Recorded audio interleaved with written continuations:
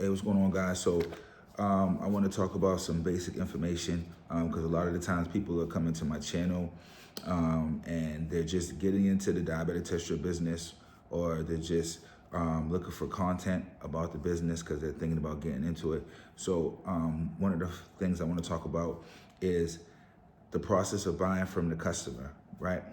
So basically what we're gonna do is we're gonna put marketing out, right? Whether it's online or offline, right?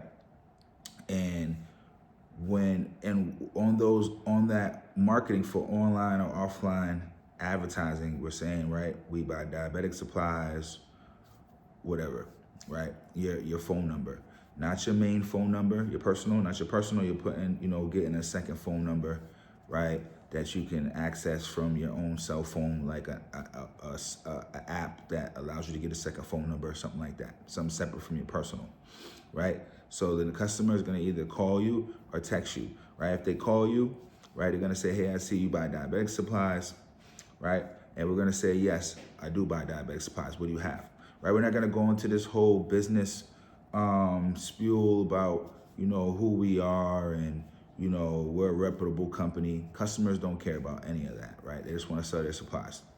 So they're gonna tell us what supplies they have, and you're gonna look on your price sheet, right? Your price sheet is your buyer sheet, right? The sheet that a buyer that you're gonna sell these supplies to, right? The buyers give you a price sheet, 60, 70 different supplies of what they buy. When the customer tells you what supplies they have, you're gonna look at your buyer sheet and you're going to match up that supply the customer says they have with the buyer sheet. The price for that supply on the buyer sheet is not what you're going to offer the customer. You're going to offer the customer lesser than that. And then those two numbers that spread in between is your profit. Now, you can offer whatever you want to offer the customer, right? So say the buyer's paying $100 for one particular supply, a particular supply, one box, $100. You can offer $25, $50, right? Whatever you want to offer. Now, your offer is going to be dependent on, right, does it make sense for the customer? Usually you should make an offer that makes sense for you and the customer, because the customer is going to be a repeat customer and they're going to always sell to you every month. So you want to make it make sense, right? You don't want to hit them over the head with something really, really low that doesn't make sense for them, right? So say the buyer's paying $100 for the particular supply the customer said they have. The customer may have 3 boxes of that particular supply. So the buyer, you're looking at the buyer sheet, right, while you're on the phone, or you can call back, right? So you can find out what they have and then say, hey, I'll call you back with a quote. They'll be fine with that, right?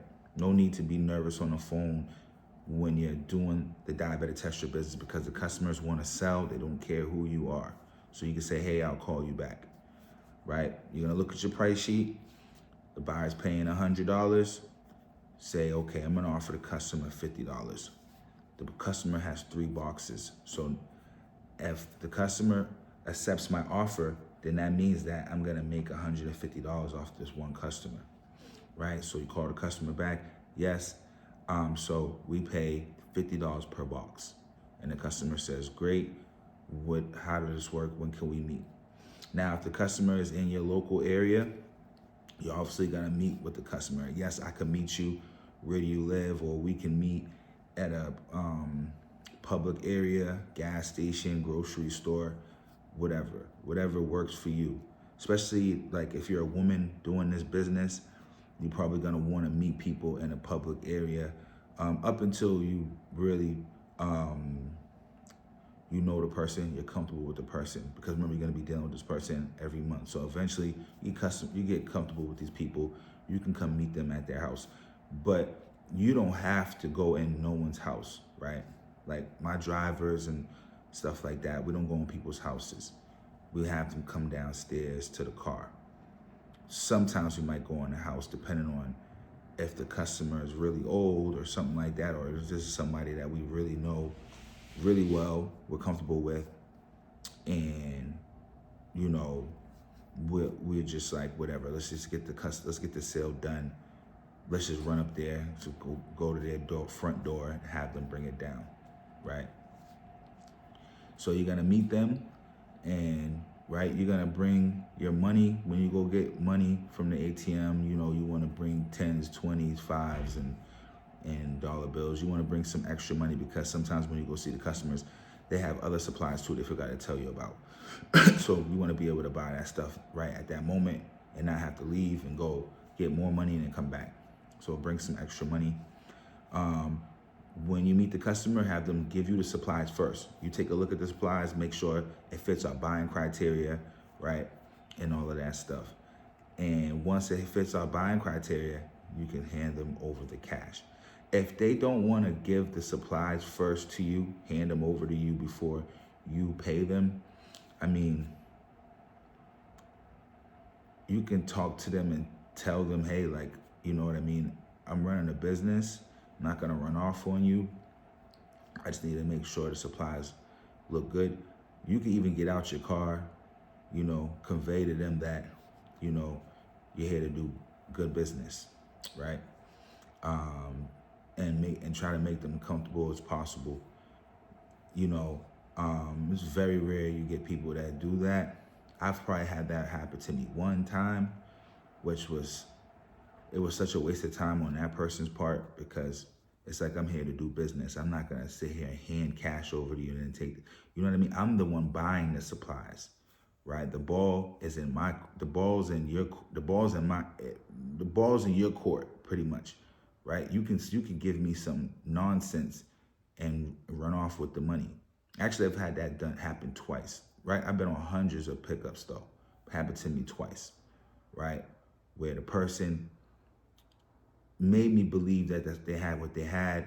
I've been doing pickups all the time, so sometimes you kind of forget to do those things, get the supplies first, and then I was just moving fast.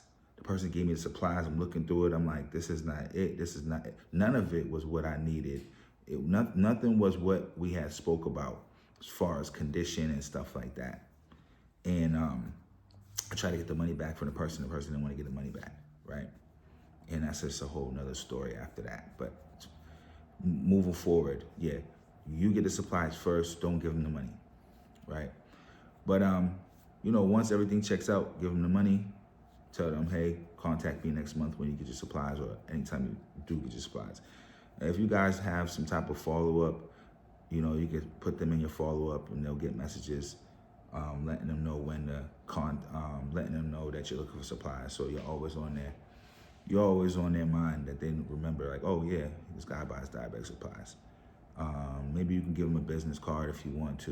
You can do some referral stuff. Hey, I give you $5 for referral. You can do that stuff. You know what I mean?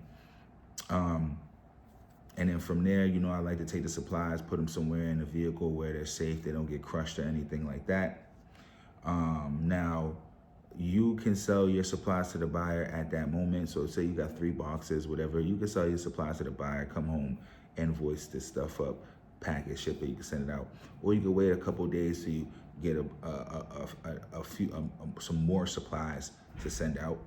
Or you can wait a week, 2 weeks, whatever, however works for you. You know, pricing does change kind of randomly. So I would say get supplies out to your buyers no less than 3, 4, 5 days. You know what I mean? After buying a bunch of stuff, just get it out, right? There's periods in time in this industry where pricing can be stable, where you can hold on to things. And there's times where it can get very volatile with certain supplies. So when you're getting stuff, you want to get it out to your buyer. There's sometimes you want to get out, there's times here and there you want to get stuff out to your buyer like the next day, just because that particular supply is so volatile as far as pricing and stuff like that. You just want to get it out to the buyer. And usually the pricing and all that stuff is volatile just because of like whatever's going on at the top. I think that's what the issue is. Whatever's going on at the top as far as laws and stuff like that, or companies going under, you know what I mean? They're not making that supply no more, this, that, and a third, they're discontinuing it, little things like that, you know what I mean? So, but the industry will let you know, right? once one change goes through with one buyer or a particular supply, it's happening for all buyers, right? So you're gonna know what the deal is. So you're never gonna be kind of like stuck, really. You know what I mean? You'll know what the deal is across the board. But yeah, that's the process as far as how this works when we buy supplies from the customer. All right, peace.